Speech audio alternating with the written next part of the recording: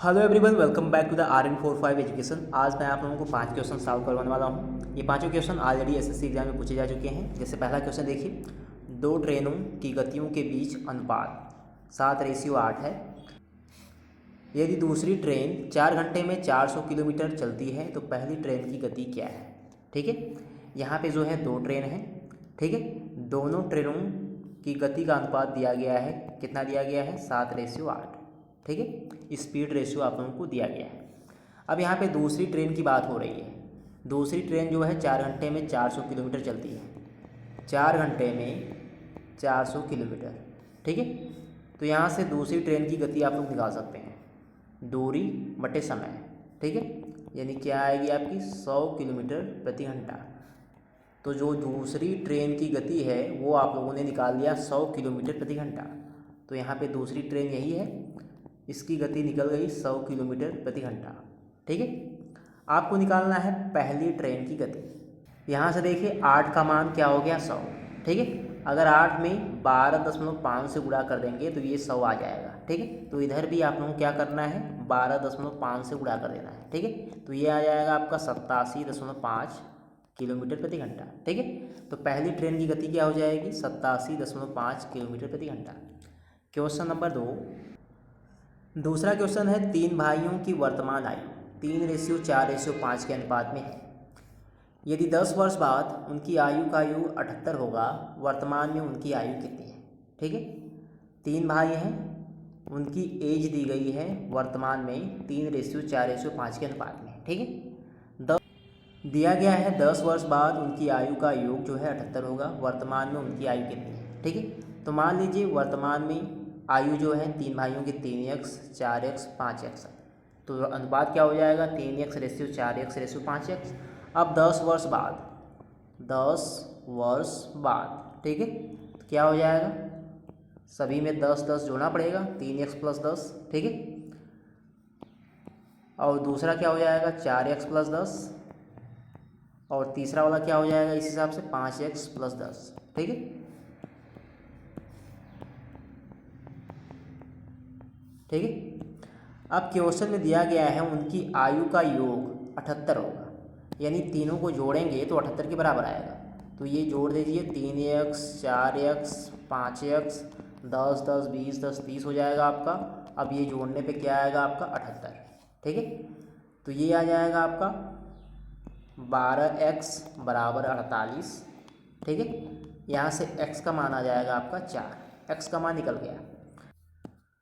तो पूछा गया है वर्तमान में उनकी आयु कितनी है। आप लोगों ने माना है 3x 4x 5x, तो 3x का मान क्या हो जाएगा आपका?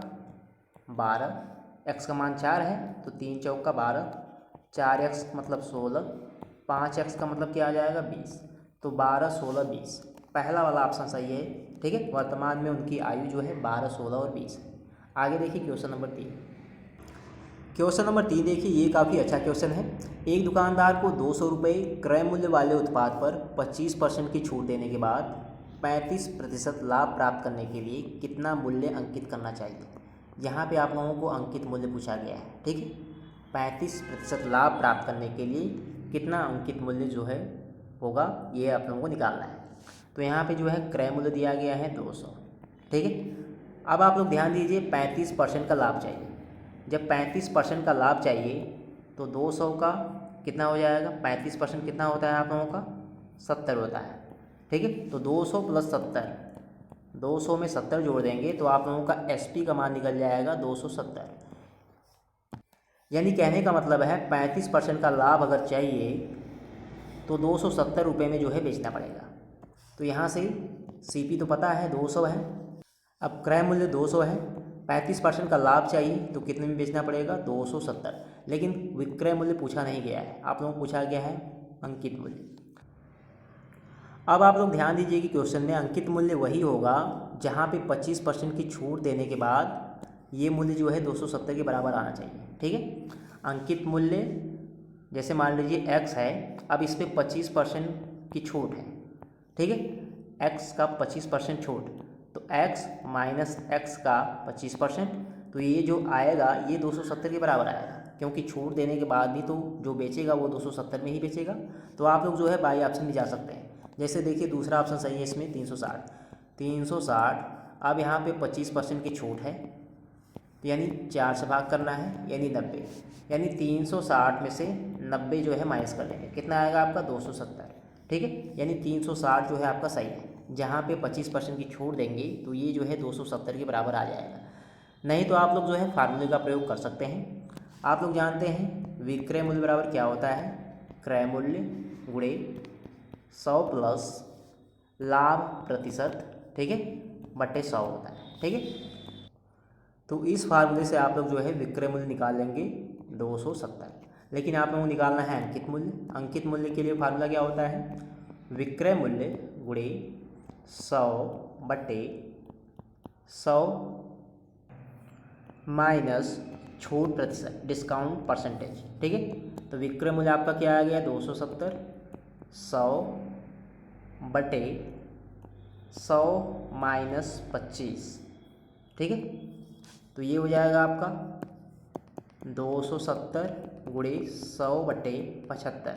तो जब इसे हल करेंगे तो आप लोगों का अंकित मूल्य जो है निकल जाएगा 360। ठीक है, तो इस फार्मूले का प्रयोग करके भी आप लोग 360 निकाल सकते हैं। या चौथा क्वेश्चन है, एक संख्या को गलती से 3/2 से गुणा करने के बजाय 7/5 से गुणा कर दिया जाता है। इस गलती के कारण परिणाम में कितने प्रतिशत परिवर्तन होता है। ठीक है, एक संख्या, अब यहाँ पे संख्या दी नहीं गई, मान लीजिए वो संख्या क्या है, 1 है। अगर 1 में 3/2 से गुणा करते हैं तो क्या आएगा आपका 3/2 ही आएगा। लेकिन गुणा किससे किया गया, 7/5 से, तो क्या आएगा आपका 7/5 आएगा। ठीक है, तो जहाँ पे 3/2 लाना था ला दिया गया 7/5, तो कितने का अंतर है, 3/2 माइनस 7/5। ठीक है, एलसीएम 10 आएगा, 15 माइनस 14, यानी 1/10 का अंतर आ गया। ठीक है, अब 1/10 का अंतर आया है किसमें, 3/2 में। लाना था 3/2, तो इसमें 1/10 का जो है अंतर आ गया, 3/2 गुणे 100। ठीक है, क्योंकि प्रतिशत में निकालना है आप लोगों को, तो ये हो जाएगा 1/10 गुणे 2/3 गुणे 100, 5 आएगा, यानी 100/15। 100/15 5 से काट देंगे तो ये आ जाएगा आपका 20/3। ठीक है, ये आ जाएगा 6 सही 2/3 प्रतिशत। ठीक है, तो परिणाम में कितने प्रतिशत परिवर्तन होता है, 6 सही 2/3 प्रतिशत।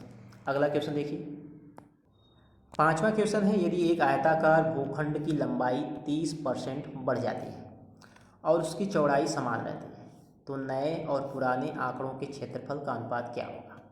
ठीक है, क्या कहा गया है, लंबाई 30% बढ़ जाती है, जो लंबाई है उसमें 30% की वृद्धि होती है। 30% का मतलब क्या होता है, 3/10। अगर आप लोग रेशियो में बदलेंगे तो ये आएगा 3/10। ठीक है, यानी 10 में 3 की वृद्धि।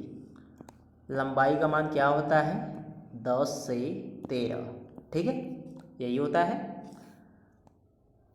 फिर से देखिए, 30% मतलब क्या होता है, 30/100, यानी 3/10। अगर पहले लंबाई 10 है तो उसमें 3 की वृद्धि हो रही है, तो लंबाई 10 से 13। ठीक है, ये हो गई लंबाई की बात। लेकिन चौड़ाई जो है समान है, तो मान लीजिए चौड़ाई x है। ठीक है, और दूसरे केस में भी x ही है। ठीक है, तो चौड़ाई आप लोगों ने मान लिया क्या, x, चौड़ाई तो समान रहती है। तो आप लोगों को निकालना क्या है, क्षेत्रफल। आयत का क्षेत्रफल क्या होता है, लंबाई गुणे चौड़ाई। ठीक है, तो पहले लंबाई कितनी है, 10 है और चौड़ाई x, तो पहले तो 10x आएगा, और दूसरे केस में क्षेत्रफल कितना आएगा, अब लंबाई हो गई 13 लेकिन चौड़ाई वही है, तो अब आएगा 13x। ठीक है, तो क्षेत्रफल क्या हो गया, 10x पहले और बाद में 13x हो गया। तो पूछा गया है आप लोगों को नए और पुराने क्षेत्रफल का अनुपात। ठीक है, क्वेश्चन में देख लीजिए, नए और पुराने क्षेत्रफल का अनुपात, तो 13x बटे 10x, तो कितना आ जाएगा, 13:10। यही अनुपात आएगा आपका। दूसरा वाला ऑप्शन सही हो जाएगा, 13:10। ठीक है, तो ये थे 5 क्वेश्चन जो कि आपके एसएससी एग्जाम में पूछे जा चुके हैं। अगर आप लोगों को वीडियो पसंद आए तो वीडियो को लाइक करिएगा और चैनल को ज़रूर से सब्सक्राइब करिएगा।